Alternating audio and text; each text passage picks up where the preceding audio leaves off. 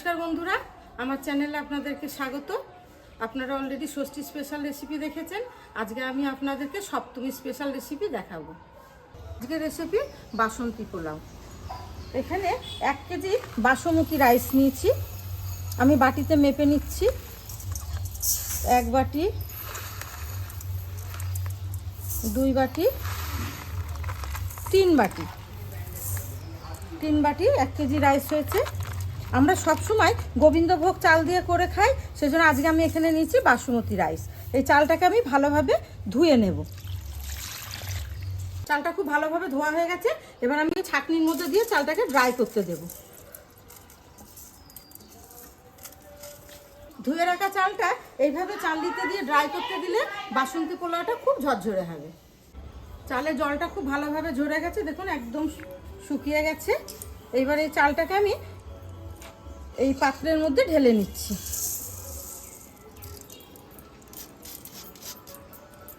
বাসন্তী পোলাও বানানোর জন্য এর মধ্যে আমি দিয়ে দিচ্ছি আদা আর লঙ্কা, কাঁচা লঙ্কা বাটা, হলুদ, এটাতে বাসন্তী কালারটা হবে, পরিমাণ মতো হলুদ দিচ্ছি, ঘি,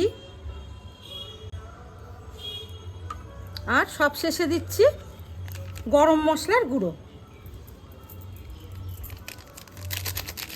খুব ভালোভাবে মেখে এটাকে 10 মিনিট রেস্টে রাখবো। সব উপকরণগুলো দিয়ে চালটাকে ভালোভাবে মাখা হয়ে গেছে। এটাকে এবার আমি 10 মিনিট রেস্টে রাখবো। সাদা গরম তেলে ফোড়নে দিয়ে দেব এলাচ, দারচিনি, লবঙ্গ আর একটা শুকনো লঙ্কা।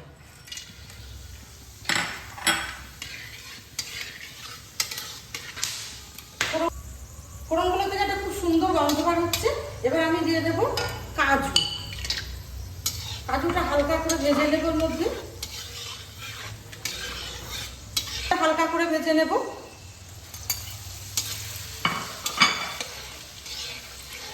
তবে হালকা করে ভাজা হয়ে গেছে। এবার দিয়ে দেবো এর মধ্যে এই যে চালটাকে আমি যেসব উপকরণ মশলা দিয়ে মেখে রেখেছি, এই চালটা এর মধ্যে দিয়ে দেবো।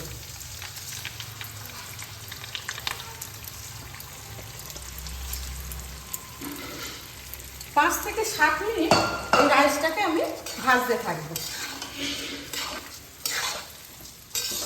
বাসমতি রাইসটাকে আমি লো ফ্লেমে ভেজে নিচ্ছি।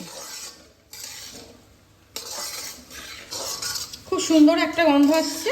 রাইসটা খুব সুন্দরভাবে ভাজা হয়ে গেছে। এবার আমি দিয়ে দেবো এর মধ্যে জল। এই জল দেওয়াটা একটা পরিমাণ আছে। 3 বাটি চাল দিয়েছি, সে তো ডাবল জল দিতে হবে, 6 বাটি জল দিতে হবে। তাহলে বাসন্তী পোলাওটা খুবই ঝরঝরে হবে। আমি এখন এখানে জলটা দিয়ে দিচ্ছি। 1 বাটি, 2 বাটি, 3 বাটি,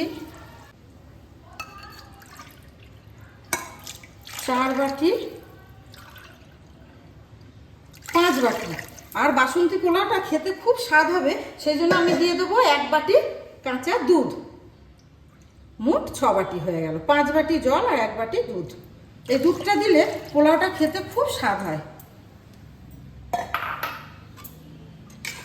ভালোভাবে নাড়িয়ে নেব। দেখুন বন্ধুরা, খুব সুন্দর একটা কালার এসছে। আর এবার দিয়ে দেবো পরিমাণ মতো লবণ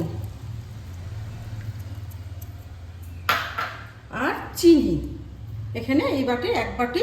আপনারা যে যেরকম পছন্দ করেন মিষ্টি খেতে, সেইভাবে মিষ্টিটা দেবেন। খুব ভালোভাবে মিশিয়ে নিয়ে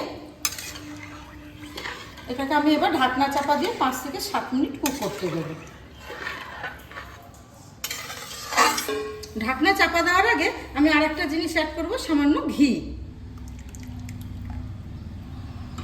এবার ঢাকা চাপা দিয়ে 5 থেকে 7 মিনিট আমি কুক করে নেব। 7 মিনিট হয়ে গেছে। আমি এবার ঢাকনাটা খুলে দেখি। দেখুন বন্ধুরা, সব জল শুকিয়ে গেছে। এই যেটুকু জল আছে আমি লো ফ্লেমে ঢাকনা চাপা দিয়ে এটাকে শুকিয়ে নেব।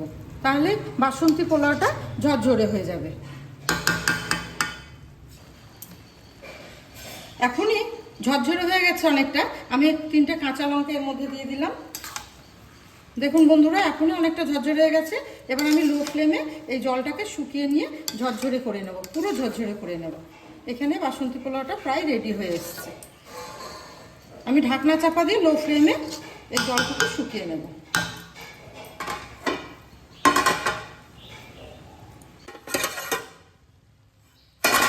দেখুন বন্ধুরা, যে জলটুকু ছিল সেটুকু টেনে গেছে। লো ফ্লেমে আমি এটা শুকিয়ে নিয়েছি। বাসন্তী পোলাও একদম রেডি। আপনারা ঠিক এইভাবেই বাসন্তী পোলাও করে খাবেন সপ্তমীর দিনে, খুব ভালো লাগবে। পোলাওটা রান্না কেমন হয়েছে আপনারা কমেন্টে জানাবেন। ভিডিওটি প্রচুর প্রচুর শেয়ার করবেন এবং আমাদের পাশে থাকবেন, চ্যানেলটিকে সাবস্ক্রাইব করে। এইভাবে অবশ্যই কিন্তু সপ্তমী স্পেশাল বানিয়ে খাবেন, ভালো লাগবে।